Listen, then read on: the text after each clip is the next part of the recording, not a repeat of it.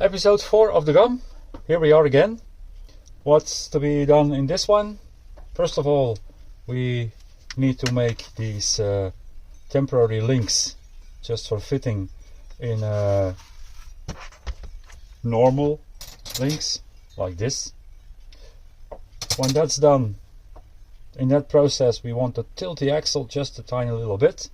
We need to decide if we're going to give these links a little bend. I want to give them a bend on the chassis side, here and here, tiny bend.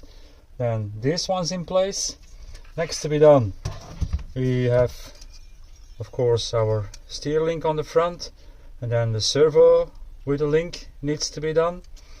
And at that point I'll probably be cutting the cage off, see if we can find something to put the body on, and then we will just do a first test drive on the rocks to see how this thing in this current configuration actually works or doesn't work. So, see you in a few moments. Here we are again. There's a number of things we addressed in the meanwhile. What for you was a few seconds, was for me a couple of hours, because there's always other things happening on this build. Anyway, the cage is cut, as you can see, so there's now room for the body, but that already brings me to the next issue. I will show it immediately, and that is, I have this body which now fits real nice the interior too, but the way the interior sits over here is so that actually it sits too far backwards. So, not sure what I'm going to do with that. I can maybe take the seats out and see if that brings something. So now I'm not sure about the interior anymore, because it is really adapted to the form of the servo over here, this gearbox reduction case. Yeah, I'm not sure. I like the interior, but it might not end up in the build anyway. So now we have the body up here. That will need some cutting, and that's one of the next steps I'll be doing. We will need to take this out and see how much we can keep from the front of the car, and I hope to keep the steps, the sideboards. So we will see how that works out. I'd like to keep this little front bumper thingy. If it doesn't work, I just chop it off, so that's not a problem. Other things which we did do, well, you see some clean wiring up here. My friend who I'm making this for, Kenneth, he runs big batteries, so I decided to keep the battery tray so he can put his battery over here.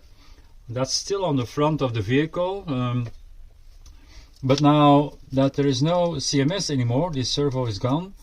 If you run like S3 850s or maybe something a little bit higher, this is a perfect place to put your battery all the way up front.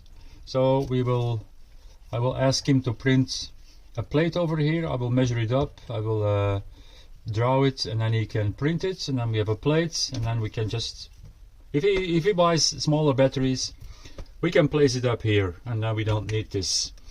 So that's happened. We don't have a roller yet, but that's just a matter of screwing wheels on, and then we have a runner. Of course, electronics are ready. They are in this nice box over here, the electronics. That's just the lid on the box. All the wiring is in here.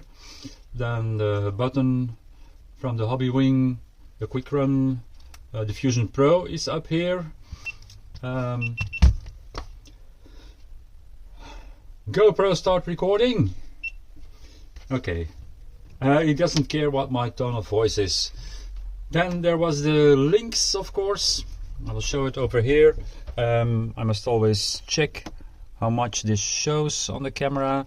Yeah, so we now have perfect links. They are a bit more bended and they work they work really good. So the links are now really nice. The wiring is clean. The servo is in there. We made a new steer link. The bracket is I'm really happy. We have a proper 4-link setup. Please start recording. GoPro, please start recording.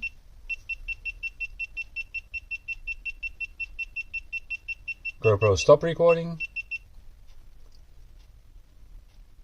GoPro, start recording.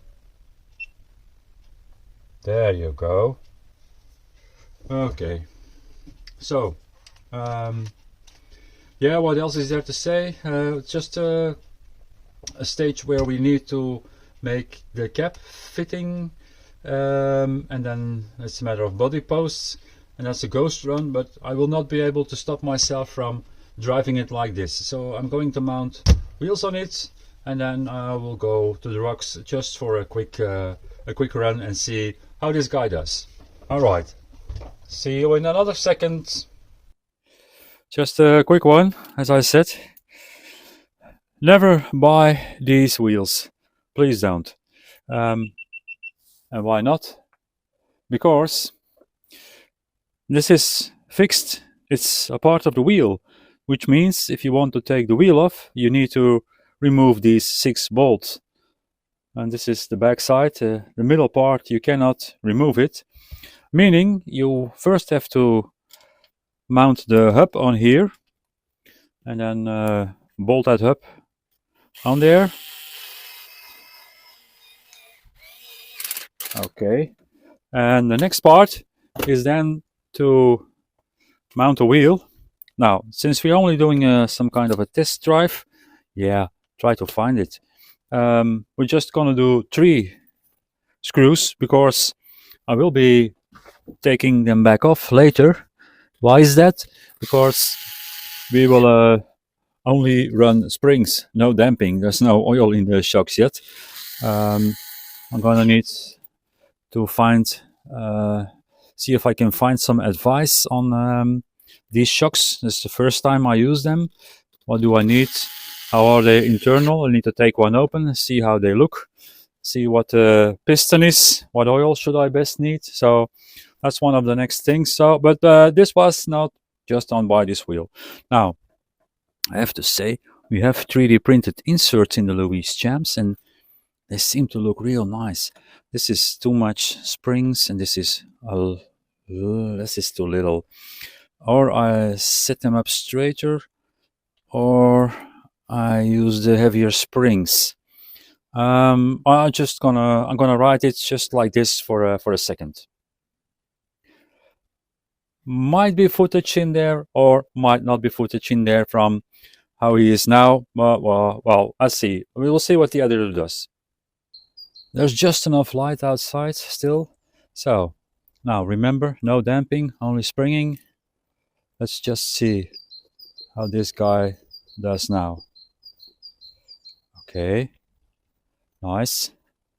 First pull on doubler, and that was so much better than before. Now how does the 4-link setup work? Let's see. Can he pull? And there still is, of course, a little bit of clearance issues. But hey, there we. Let's see. Now this is already climbing a good bit. Yeah, so now we have some flex in the car. Right. We need shocks, of course. We need oil. Yeah, man. Doing some stuff. Quick summary of the outside drive. It was really fun because for the first time we could crawl. Things to note for myself. We need heavier springs in the front. We need, of course, oil in there. And then this thing hang up on this rear pumpkin a lot. So we will need to address this. Yeah, you can see it already. There is this thing here. So I don't know what we need to do.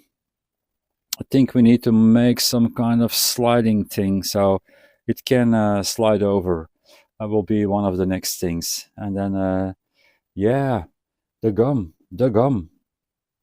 Next thing on the bench, the cap. It needs some paint. We need some masking tape here and there. We're gonna do the roof in a different color, probably a white roof.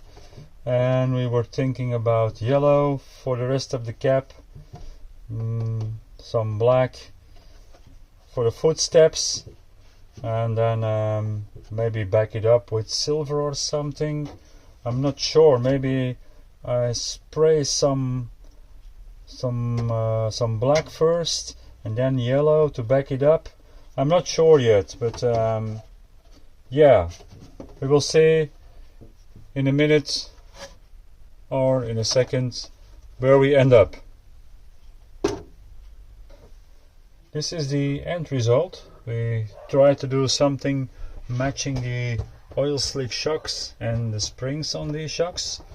So we have some, yeah, I did them silver. We have a white roof. We did some black on the bottom. That sprayed out a little bit, as you can see. What else can we say? We used yellow, red and orange to back things up, and I think that actually, where is the camera? That actually is looks really nice. Let's give it on this camera. Maybe you can see something here. So that's the body going to be, and then yeah, we need to mount it, and then there's the interior, and then we can do a decent test drive. But that will be for the next episode. Hope to see you all then.